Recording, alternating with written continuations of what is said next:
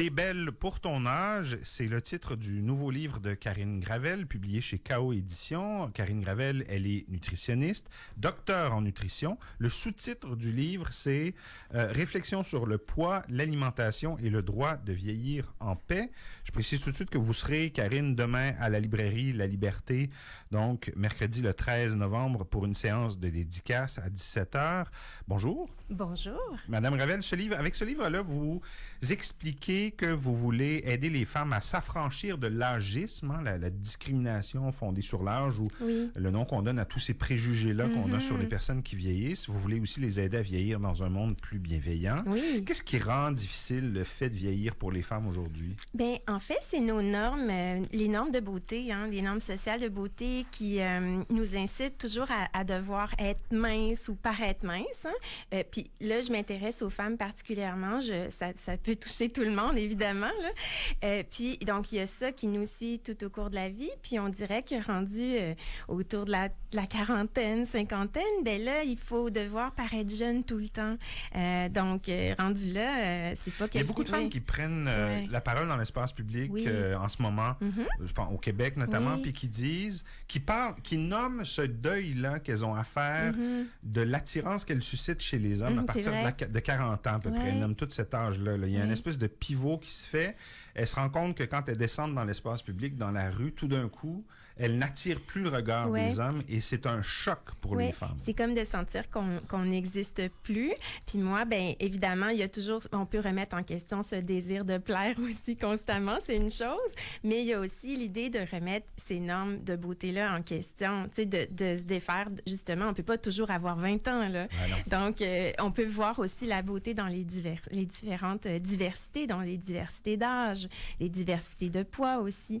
Puis après ça, on peut élargir tout ça, là, évidemment, là, à plusieurs choses, là, mais c'est comme justement de remettre ça en question parce que je veux dire, ça fait beaucoup de personnes insatisfaites au bout du compte. Puis, ben c'est ça qui est préoccupant, hein, parce qu'il y a beaucoup d'insatisfaction corporelle. Puis si on passe des décennies à se trouver inadéquate, ben on n'est pas à notre plein potentiel. Non, c'est sûr. Dans ce livre-là, vous attaquez différents systèmes de pensée. Vous venez d'en nommer quelques-uns. Et il y a notamment cette fameuse culture des diètes, à laquelle vous préférez, vous, l'alimentation intuitive, qui est aussi un concept dont on entend beaucoup parler ces dernières années. Comment vous définissez l'alimentation intuitive? L'alimentation intuitive? Ben, j'ai mon premier livre, il est pas mal consacré, là, la culture des diètes, l'alimentation intuitive, mais c'est justement se défaire de toutes ces règles alimentaires-là qu'on entend. Il y a beaucoup de diètes à la mode aussi. C'est comme de voir comment on peut se détacher de ça, puis davantage s'écouter, être à l'écoute de nos besoins. Comme je dis souvent, notre corps est une source d'information, mais des fois, on va comme un peu se déconnecter. Là. Donc, ça peut être, entre autres, d'écouter ces sensations d'appétit, ce qui nous affecte, ce qui nous amène à manger, à cesser de manger, mais c'est plus large que seulement la sensation de faim et de rassasiement. C'est aussi notre perception de l'activité physique, tu sais, bouger parce que ça fait du bien. C'est une façon de prendre soin de nous, mais c'est aussi la façon dont on perçoit notre corps. Donc, on va parler d'image corporelle aussi. L'idée, c'est pas de se trouver parfaite ou parfait, là, mais c'est au moins d'être dans le respect de son corps aussi. Mais si on ne se le fait pas expliquer, l'alimentation intuitive, ce que le mot évoque, c'est manger quand vous avez faim, puis quand vous voulez. C'est pas plus simple que ça. En fait, oui, ça peut paraître vraiment simple, mais en réalité, ça l'est pas tant que ça quand justement on a perdu un peu l'habitude. Là. Je dis on a perdu l'habitude parce que quand on est un bébé, on est capable de faire ça. Là, c'est instinctif, mais pour différentes raisons, dont les préoccupations à l'égard du poids, on peut à un moment donné se fier à toutes sortes d'informations externes. Puis là, on s'écoute plus. Là, on mange plus avec notre tête. Puis c'est là où ça devient plus complexe. C'est pas perdu à jamais là, la connexion avec notre corps. C'est quelque chose qu'on peut redécouvrir. Là. Ça fait l'objet de mon travail pas mal quotidien aussi. Mais c'est comme si c'est une spirale, hein, toutes ces diètes-là qui fonctionnent pas à long terme, on le sait. Là. Mais vous évoquez la question du Japon dans votre livre, que vous aimez beaucoup, le Japon. Vous avez fait un stage là-bas. Vous consacrez un chapitre au centenaire d'Okinawa, parce que c'est le pays, le Japon, où les gens vivent le plus vieux. Et puis c'est intéressant parce que au Japon, le Japon est souvent cité en exemple pour la façon dont les gens mangent là-bas. Ils ont cette culture-là des aliments sains, ils mangent beaucoup de poisson, du riz, beaucoup de... Oui. Mais en Amérique, on vit dans un monde où les choses qui nous sont proposées à manger sont souvent des aliments transformés qui sont pas bons, tu sais. Oui. Quand on marche au supermarché, on le voit bien, là, on est de chaque côté. En tout. C'est vrai, parce qu'on a, les décisions qu'on prend individuellement, c'est une chose, mais des fois, on a tendance à oublier notre environnement aussi. C'est sûr que si ce qui nous est proposé, c'est des aliments frais, c'est beaucoup plus facile à ce moment-là, c'est bien certain. Puis là-bas, évidemment, c'est une île, donc on a plus de poissons, de produits de la mer, mais on a, une variété de légumes aussi. Donc, l'alimentation, elle est différente, mais c'est pas seulement ça non plus, à Okinawa, qui fait que les gens vivent longtemps. Nous, en tant que Nord-Américains, on pense beaucoup à l'alimentation, à l'activité physique. Ça, c'est vrai, ça en fait partie. Mais là-bas, ce qui est très différent et ce que moi, j'ai découvert sur place, c'est que plus on vieillit, plus on est important dans la société, plus on impose un respect aussi. Par exemple, s'il y a des décisions décisions qui doivent être prises dans la communauté, ben ce sont les aînés qui sont consultés parce qu'ils ont de l'expérience. Donc, il y a vraiment l'idée de se sentir utile toute notre vie. On se sent pas tassé en vieillissant. Ouais.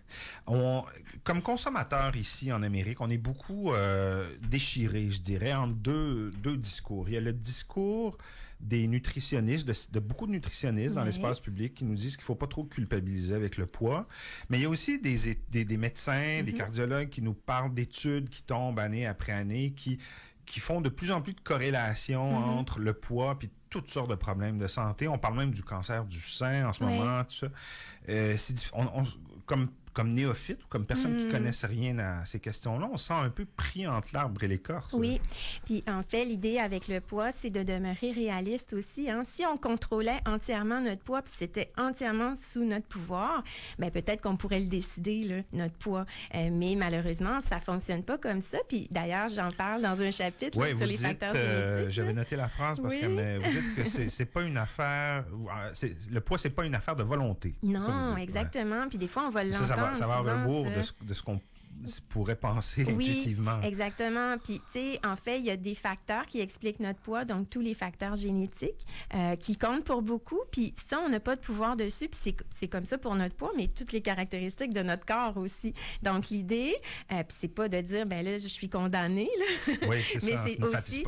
ça peut pas être une fatalité. Non, là, sinon mais c'est d'agir sur les éléments sur lesquels on a un certain pouvoir, dont nos différentes habitudes de vie. Ça va peut-être pas donner le poids rêvé, mais c'est quand même un poids qui va être plus favorable à notre santé. Puis on veut plus considérer notre santé dans l'ensemble plutôt que de déterminer notre santé à partir de notre poids. Là. C'est pas un bon indicateur, en fait.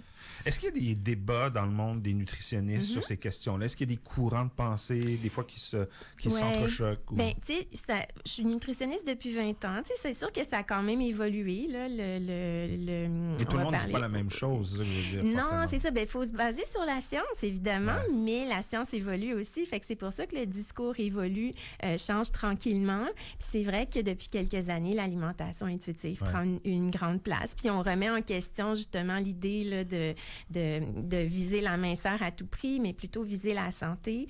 Puis de aussi reconnaître qu'il y a une diversité corporelle, une diversité de poids aussi. Puis ça va toujours être comme ça. Même si on a les mêmes habitudes de vie, il va encore y avoir une diversité aussi. Dans votre livre, c'est plusieurs petits chapitres assez courts, très digestes, très compréhensibles, même si vous êtes une experte dans votre domaine, puis vous êtes une scientifique, vous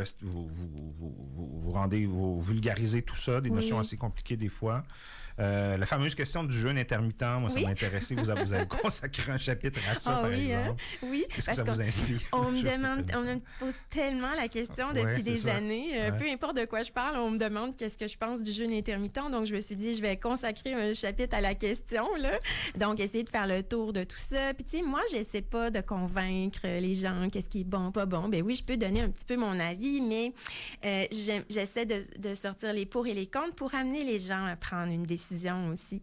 C'est des réflexions. Dans le chapitre, c'est que vous dites, moi, comme individu, Karine Gravel, des fois, je me rends compte qu'intuitivement, je le fais. En écoutant mon corps, il se trouve que je le fais automatiquement parce que j'ai pas forcément faim le matin. C'est ça qu'on comprend. Exactement, oui. C'est ça, oui. Disons, j'attends d'avoir faim le matin. Puis des fois, ça prend du temps.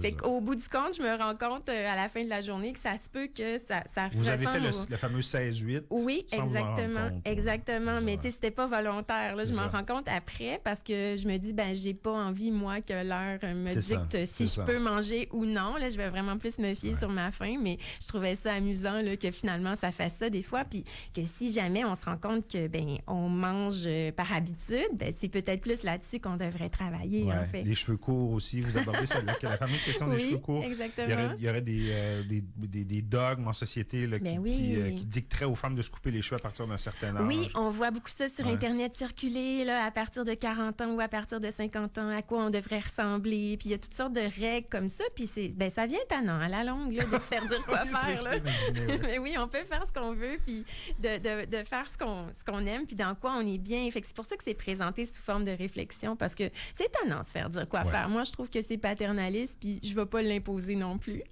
Très intéressant ce livre-là, donc qui s'appelle T'es belle pour ton âge, publié chez K.O. Éditions. Karine Gravel, je rappelle que vous serez demain, le 13 novembre, à 17h à la librairie La Liberté, c'est dans Sainte-Foy, 1073 route de l'église à Sainte-Foy, pour une séance de dédicace. Oui. Merci beaucoup. Et tout le monde est invité. Tout le puis monde merci. est invité. Merci d'avoir été avec nous ce matin. Vous voulez entendre des témoignages inspirants?